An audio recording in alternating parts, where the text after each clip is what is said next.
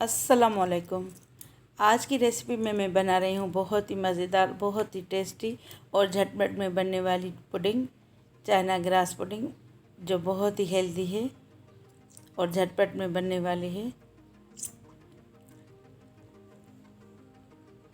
अगर मेरी वीडियो अच्छी लगे तो मेरी वीडियो को लाइक कीजिए और मेरे चैनल को सब्सक्राइब करें और बेल आइकन को दबाएं ताकि मेरी हर नई वीडियो का नोटिफिकेशन आपको सबसे पहले मिले। अब सबसे पहले 1.5 कप पानी लेंगे और ये 2 साशे डालेंगे चाइना ग्रास पाउडर के। आप 2 टेबल स्पून जेलेटिन पाउडर भी डाल सकते हैं। इसकी पहले जेली बना लेंगे। अब इसको अच्छी तरह मिक्स कर लेंगे ताकि इसकी सारी गुठलियाँ ख़त्म हो जाएं, वरना ये पकाते हुए नहीं मिक्स होंगी। अब इसमें मैं 1/4 कप चीनी शामिल कर रही हूँ। अगर फीकी लगे या फिर आप अपने टेस्ट के मुताबिक कम ज़्यादा कर सकते हैं। आधा टीस्पून वनीला एसेंस और ये 1/4 टीस्पून सिट्रिक एसिड यानी टाटरी है, आप लेमन भी डाल सकते हैं। अब इसको चूल्हे पे चढ़ा लेंगे और इसको मुसलसल मिक्स करते हुए पका लेंगे। तब तक पकाएंगे जब तक ये ट्रांसपेरेंट ना हो जाए।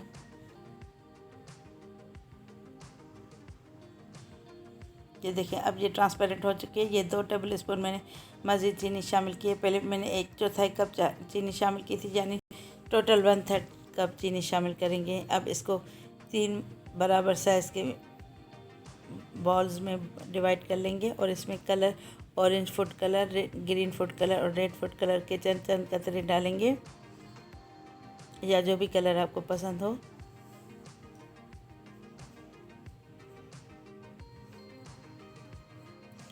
इसको गरम गरम में ही जल्दी जल्दी मिक्स कर लेना है, वरना अगर ये जम गई तो फिर कलर मिक्स नहीं होगा।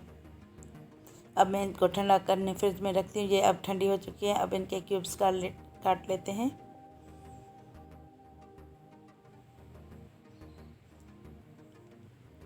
क्योंकि ये हमने हार्ड जेली बनाई है तो इसलिए ये जल्दी से जम जाती है।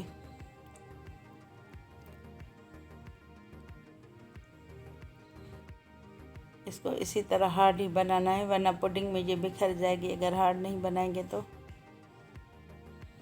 अब ये मैंने 1 किलो बॉयल दूध लिया है। इसमें ये 1/3 कप चीनी शामिल की है और इसको मिक्स कर लेंगे। अब अभी मैंने चूल्हे की आग नहीं जलाई, ये बॉयल दूध है। 4 टेबल स्पून पाउडर मिल्क लेंगे, सूखा दूध। अब इसको भी अच्छी तरह मिक्स कर लेंगे, क्योंकि ये पाउडर है, अगर हम मिक्स नहीं करेंगे तो इसकी भी गुठलियाँ बन जाएंगी।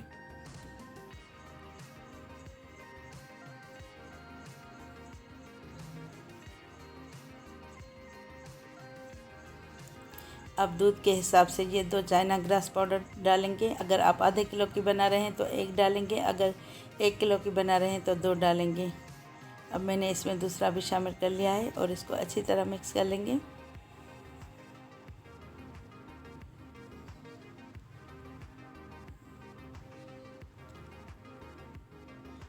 अब मैंने इसकी आंच जला ली है और इसको मिक्स करते हुए 20 मिनट तक पका लेना है, ताकि ये थोड़ा सा दूध का पानी भी कम हो जाए और ये गाढ़ी भी हो जाए और बहुत ही अच्छी, बहुत क्रीमी बनेगी। ये देखें, अब ये बन चुकी है, तैयार हो चुकी है और इसको थोड़ा ठंडा कर लेंगे।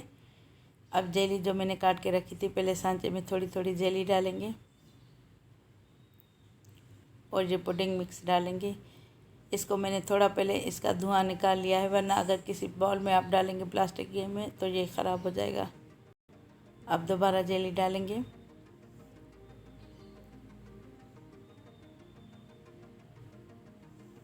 और थोड़ी सी ऊपर से मज़ीद पुडिंग डालेंगे। अब इसको ठंडा करके फ्रिज में रखेंगे 4 घंटे तक, ताकि ये अच्छी तरह ठंडी हो जाए। अब मैं जो जेली बच गई थी वो उसका प्याली में डालूँगी। आप किसी दूसरे सांचे में आप सिंगल सर्विंग भी बना सकते हैं। अब इसमें थोड़ा सा पुडिंग मिक्स और डालेंगे। अब मैं डिस्पोजेबल ग्लासेस में भी आपको सिखाऊंगी बग़ैर जेली के। अब इसी में से थोड़ी सी मैंने पुडिंग बचा ली थी। अब इसमें थोड़ा सा रेड फूड कलर डालेंगे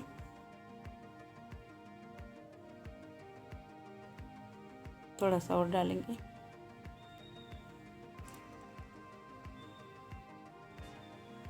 अगर आप जेली ना बनाना चाहें तो इसी तरह पुडिंग भी मुख्तलिफ़ कलर की बना सकते हैं। अब इसके ऊपर ये मैंने डाल ली है। अब इसको ठंडा करके फ्रिज में रखेंगे। ये देखिए अब ये सेट हो चुकी है। अब मैं इसको डीमोल्ड करके आपको दिखाती हूँ कितनी अच्छी और मज़ेदार बनी है।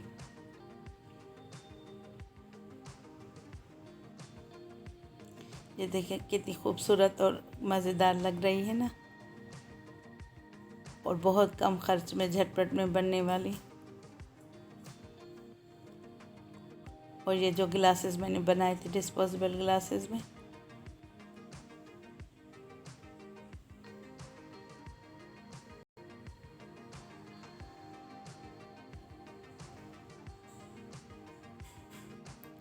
ये देखिए।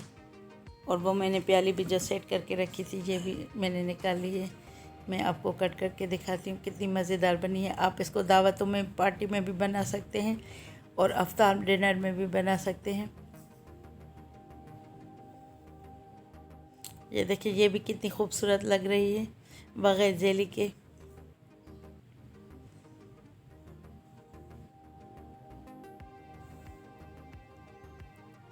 जितनी दिखने में मज़ेदार लग रही है, अच्छी लग रही है, उतनी खाने में भी बहुत ही टेस्टी है। उम्मीद करती हूँ मेरी आज की वीडियो आपको पसंद आई होगी। पसंद आए तो कमेंट करके ज़रूर बताइएगा। अब इंशाल्लाह ताला नेक्स्ट रेसिपी के साथ हाज़िर होंगी। तब तक के लिए अल्लाह हाफ़िज़।